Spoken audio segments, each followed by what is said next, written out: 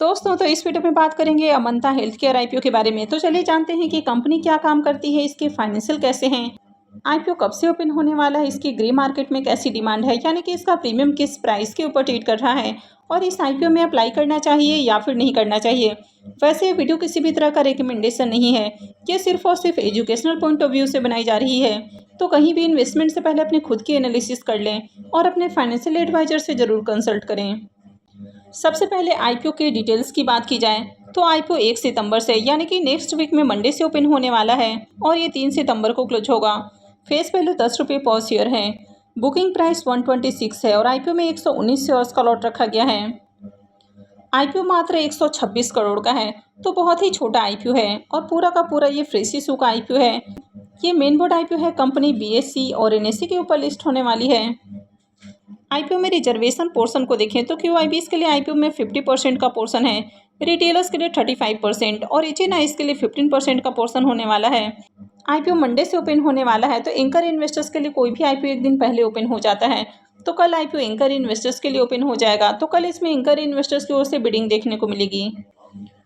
Company के business को देखें तो कंपनी दिसंबर 1994 में इनकॉर्पोरेट हुई है, यानी कि कंपनी को काम करते हुए करीब 30 साल हो चुके हैं।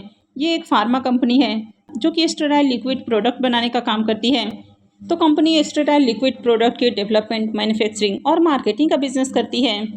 अब जो इंजेक्शन में लिक्विड यूज़ किया जाता है, कंपनी उस तरह के जो लिक्विड होते हैं वो बनाने का काम करती है और जो अलग अलग तरह से उनकी पैकेजिंग की जाती है, यानी कि काफ़ी बार ग्लास का पैकेजिंग होता है, काफ़ी बार प्लास्टिक की पैकेजिंग होती है, तो वहाँ पर अलग अलग तरह की कंपनी टेक्नोलॉजी का यूज़ करती है, यानी कि स्टेराइल लिक्विड को पैक करने के लिए अलग अलग तरह के टेक्नोलॉजी का भी कंपनी यूज़ करती है।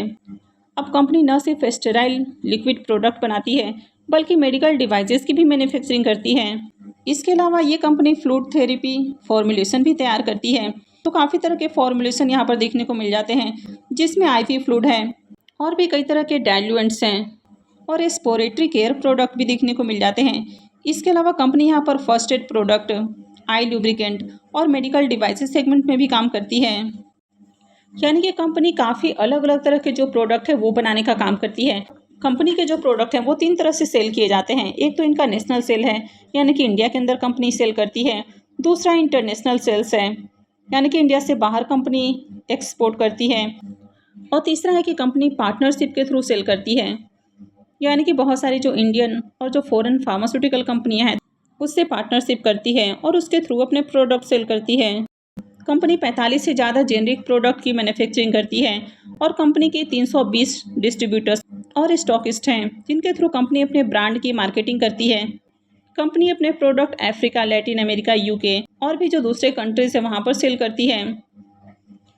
तो कंपनी के प्रोडक्ट 19 कंट्रीज़ के अंदर रजिस्टर्ड हैं, यानी कि वहाँ पर उनके जो भी रूल्स रेगुलेशंस हैं तो उनको फॉलो करते हुए उनके जो स्टैंडर्ड हैं उसके अनुसार कंपनी के प्रोडक्ट वहाँ पर रजिस्टर्ड हैं। इसके अलावा फाइनेंशियल 25 तक कंपनी 21 कंट्रीज़ के अंदर इनके जो ब्रांडेड प्रोडक्ट हैं तो इनको एक्सपोर्ट करती है, यानी कि जो ब्रांडेड मेडिसिन वगैरह हैं वो एक्सपोर्ट करती है कंपनी।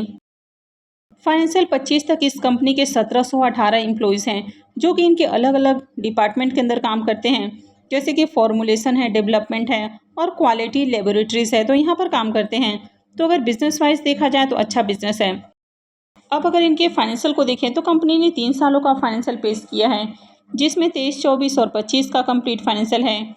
एसेट की बात करें तो फाइनेंशियल 23 में एसेट 374 करोड़ है, 24 में इसका एसेट डाउन है और 352 करोड़ का एसेट है। फाइनेंशियल 25 में इसका एसेट 381 करोड़ का है, तो फाइनेंशियल 25 में एसेट इंक्रीज हुआ है। इनकम को देखें तो फाइनेंशियल 23 में इनकम जहां 262 करोड़ है, 24 में 281 करोड़ और फाइनेंशियल 25 में 276 करोड़ का देखने को मिला है, यानी कि 23 के बाद 24 में इनकम बढ़ा है, लेकिन 25 के अंदर इसका इनकम डाउन है। कंपनी के प्रॉफिट को देखें तो फाइनेंशियल 23 में कंपनी का जो प्रॉफिट है वो नेगेटिव में है, यानी कि कंपनी 2 करोड़ के लॉस में थी। 24 में कंपनी का प्रॉफिट 3 करोड़ 63 लाख है, यानी कि कंपनी लॉस से प्रॉफिट में आई है। और फाइनेंशियल 25 में इसका जो प्रॉफिट है वो 10 करोड़ 50 लाख है, यानी कि पिछले साल के मुकाबले कंपनी के प्रॉफिट को देखें तो 3 गुना के करीब इसमें जंप देखने को मिली है, यानी कि 3 गुना से थोड़ा कम प्रॉफिट है।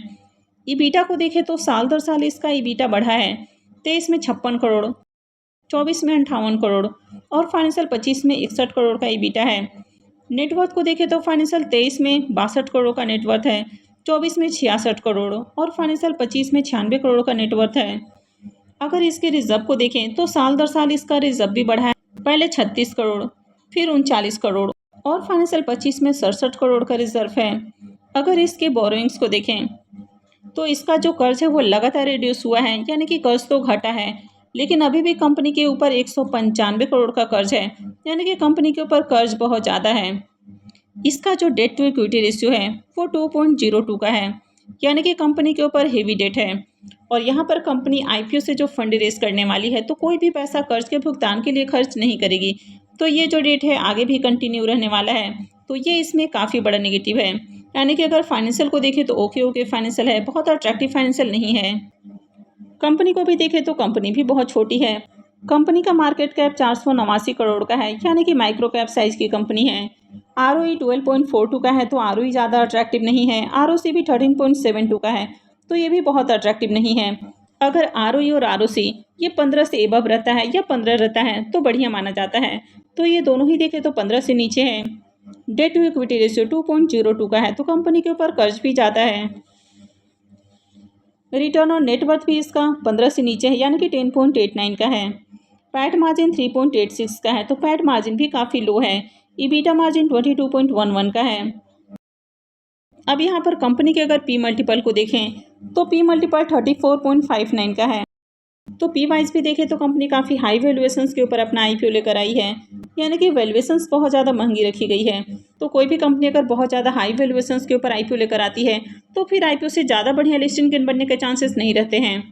कंपनी थोड़ा रिजनेबल प्राइस के ऊपर आईपीओ लेकर आती है तो इन्वेस्टर्स के लिए प्रॉफिट बनाने का मौका होता है। आईपीओ के ऑब्जेक्टिव की बात करेंगे, कंपनी आईपीओ से जो फंड रेज करने वाली है तो उसको कहाँ यूज़ करेगी। 70 करोड़ रुपए कंपनी अपने जो प्लांट की मैन्युफैक्चरिंग है, यानी कि इनकी जो नई मैन्युफैक्चरिंग प्लांट है तो उसके सेटअप के ऊपर खर्च करने वाली है।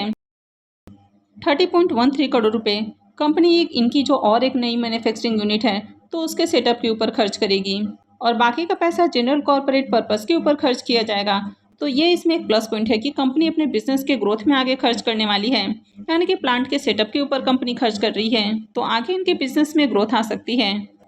आईपीओ में लॉट साइज की बात करें तो आईपीओ में 119 शेयर्स का एक लॉट है, और एक लॉट के ऊपर इन्वेस्टमेंट अमाउंट 14,994 रुपये रहने वाला है।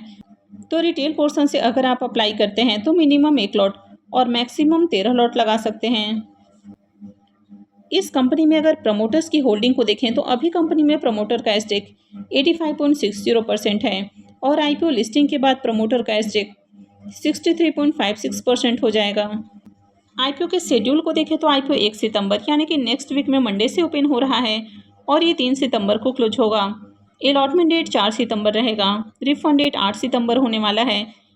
क्रेडिट डेट भी 8 सितंबर रहेगा, और आईपीओ का लिस्टिंग 9 सितंबर को होने वाली है। अब इस आईपीओ के प्रीमियम को देखें तो इसका प्रीमियम 22 रुपये के ऊपर ट्रेड कर रहा।